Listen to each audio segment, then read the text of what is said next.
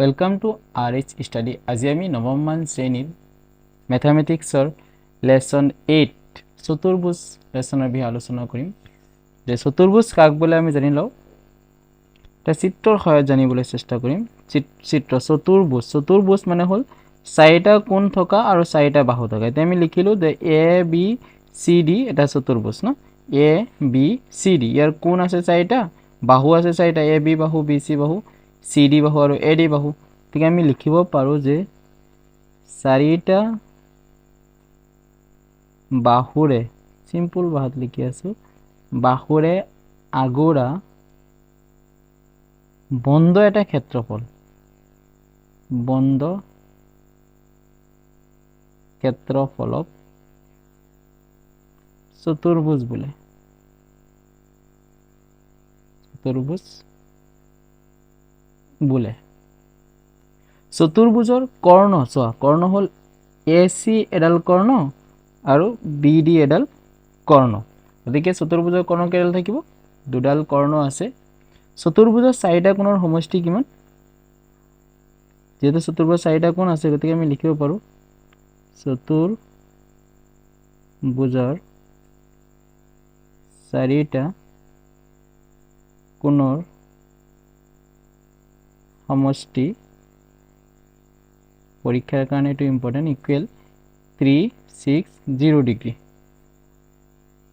তো আমি শিকিলোঁ যে চতুৰ্ভুজৰ চাৰিটা কোণৰ সমষ্টি 360 ডিগ্ৰী। এইটো আমি প্ৰমাণ কৰি দেখুৱাম। যে প্ৰশ্নটো হ'ল প্ৰমাণ কৰা যে চতুৰ্ভুজৰ চাৰিটা কোণৰ সমষ্টি 360 ডিগ্ৰী। তো আমি প্ৰমাণ কৰি আছোঁ। এটা চতুৰ্ভুজ আঁকি লওঁ। ধৰা হ'ল এইটো এটা চতুৰ্ভুজ, নাম দিম এ বি চি ডি, নাম দিয়ে। ধৰা হ'ল এ বি চি ডি এডাল চতুৰ্ভুজ। আমি যি কৰিছোঁ এইটো লিখি যাম। ধৰা হ'ল এ বি চি ডি এটা চতুৰ্ভুজ। লিখিলোঁ এ বি চি ডি এটা চতুৰ্ভুজ।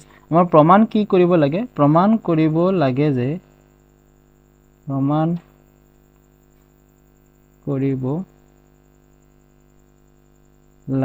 যে চাৰিটা কোণ আছে ন। কোণকেইটাৰ নাম কি? এ কোণ, বি কোণ, চি কোণ আৰু ডি কোণ। Angle A plus angle B plus angle C plus angle D, এই চাৰিটা মিলি কিমান দেখুৱাব লাগে? 360 ডিগ্ৰী দেখুৱাব লাগে। তো আমি এটা অংকন কৰোঁ। যিহেতু এই চতুৰ্ভুজটোৰ দুডাল কৰ্ণ আছে, তুমি যিকোনো এডাল কৰ্ণ সংযোগ কৰা। আমি এটা সংযোগ কৰিলোঁ যে এ চি সংযোগ কৰা হ'ল। আমি কি কৰিছোঁ? এ চি, এইটো এটা কৰ্ণ হয়, এ চি সংযোগ কৰা হ'ল। আমি এ চি সংযোগ কৰিছোঁ। এতিয়া আমি প্ৰমাণ কৰিম। প্ৰমাণত কি কৰিম? যেতিয়া আমি এ চি সংযোগ কৰিছোঁ তেতিয়াহ'লে এই চতুৰ্ভুজডাল দুটা ভাগত ভাগ হৈছে। এটা হ'ল ত্ৰিভুজ, এটা হ'ল এ বি চি আৰু এটা হ'ল এ চি ডি। তেতিয়াহ'লে আমি এই দুটা ত্ৰিভুজ লওঁ।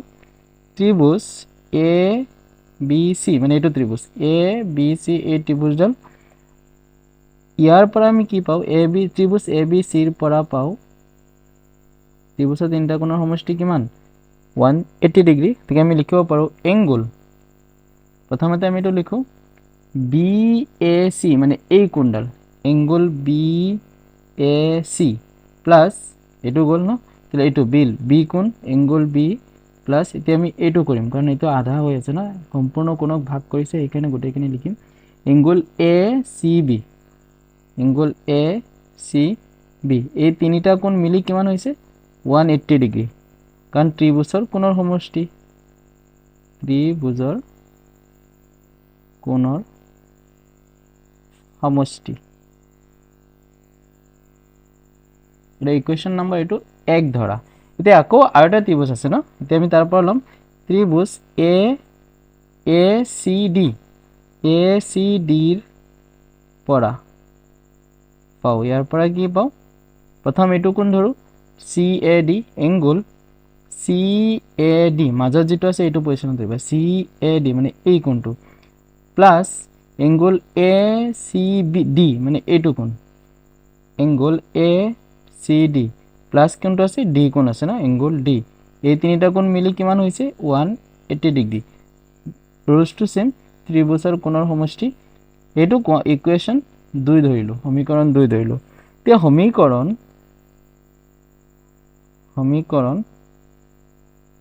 1 + 2 কৰি পাও যেহেতু দুটা সমীকৰণ পাইছো এই দুটা সমীকৰণ আমি প্লাস কৰি পাও প্লাস কৰিলে কিমান হ'ব সমান চিহ্ন সোঁফালৰখিনি সোঁফালে লিখিবা দুইটা সমীকৰণ আৰু বাওঁফালৰখিনি বাওঁফালে লিখিবা এতিয়া বাওঁফালে কি আছে প্ৰথম সমীকৰণত angle BAC plus angle B এটো লিখি আছে না প্লাস এংগল ACB এটো হল সমীকৰণ 1 প্লাস সমীকৰণ 2 কিমান আছে angle CAD plus angle ACD plus angle D হৈ গল সমীকৰণ 1 আৰু 2 লেফট সাইডৰ খিনি দে ৰাইট সাইডত কিমান আছে সমীকৰণ 1 ত আছে 180 ডিগ্ৰী প্লাস কৰিব কৈছে প্লাস কৰিলো 2 ত আছে 180 ডিগ্ৰী এতিয়া আমি মিলাই চাও যত এ কোণ আছে মাজত ন ইয়াত মাজত এ কোণ আছে মানে আমি লিখিব পাৰো এংগল BAC প্লাস আকৌ এ কোণ ইয়াত আছে ন angle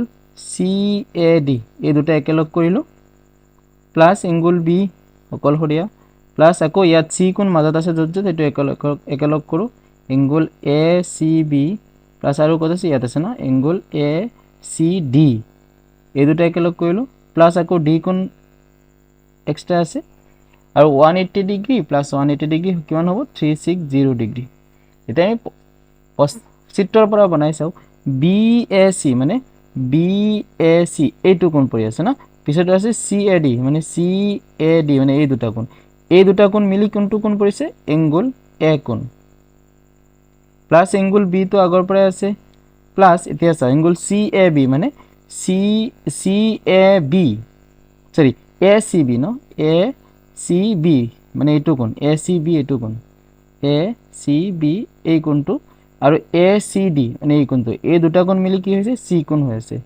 angle C plus angle এইখিনি হৈ গল এংগল D ইকুয়াল কিমান হৈছে 360 ডিগ্ৰী তে আমি এটু প্ৰমাণ কৰিব কৈছে লিখি দিও লাষ্টত থেকে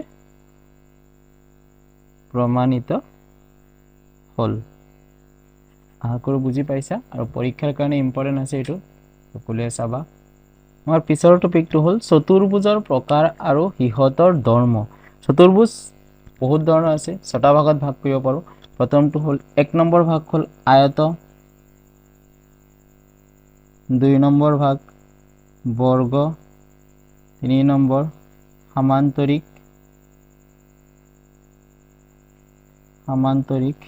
4 নম্বৰ ৰম্বাস 5 নম্বৰ ট্ৰেপেজিয়াম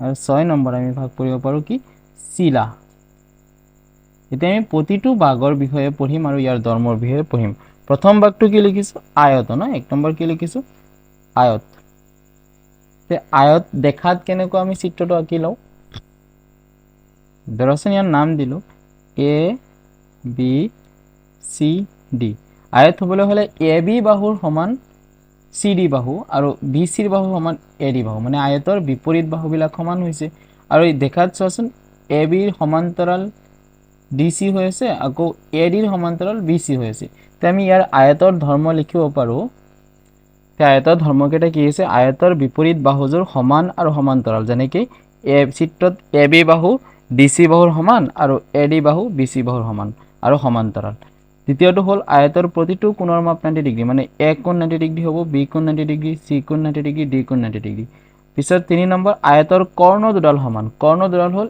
AC কৰ্ণ আৰু BD কৰ্ণ কিটা কৰ্ণ আছিল চিত্ৰত দেখুৱাই দিছো 4 নম্বৰ প্ৰশ্ন আয়তৰ কৰ্ণ দুডালে পৰস্পৰক সমদ্বিখণ্ডিত কৰে এটা কাণ্টক সমদ্বিখণ্ডিত কৰে মানে ধৰাচোন যদি মই AC আৰু BD কৰ্ণ O বিন্দুত কটাকটি কৰিছে তেতিয়াহলে আমি ক'ব পাৰো OA সমান সমান OC আকৌ OB সমান সমান OD এতিয়া আমি 2 নম্বৰ অপচনটো হিকু বৰ্গ 2 নম্বৰ আমি কি লিখিছো বৰ্গ বৰ্গ কাক বলে আমি জানো যে চাৰিটা বাহুৰ যোগ সমান হ'ব লাগিব আৰু প্ৰতিটো কোণ 90 ডিগ্ৰী হ'ব লাগিব চিত্ৰকে দেখুৱাই আছো আমি সাইডত চিত্ৰ কি লৈছো ধৰাচোন A B C D নাম দিলো AB বাহু যদি 10 সেমি হয় BC বাহু 10 সেমিই হ'ব লাগিব CD বাহু 10 সেন্টিমিটাৰ হ'ব লাগিব আৰু AD বাহু কিমান হ'ব লাগিব 10 সেন্টিমিটাৰ হ'ব লাগিব মনত ৰাখিবা এই চাৰিটা বাহু আমাৰ সমান হ'ব লাগিব এতিয়া ধৰ্মকেইটা শিকি লও প্ৰথম ধৰ্মটো হ'ল বৰ্গৰ চাৰিটা বাহু সমান আৰু সমান্তৰাল মানে সমান ডিসটেন্সত আছে গুটেইখিনি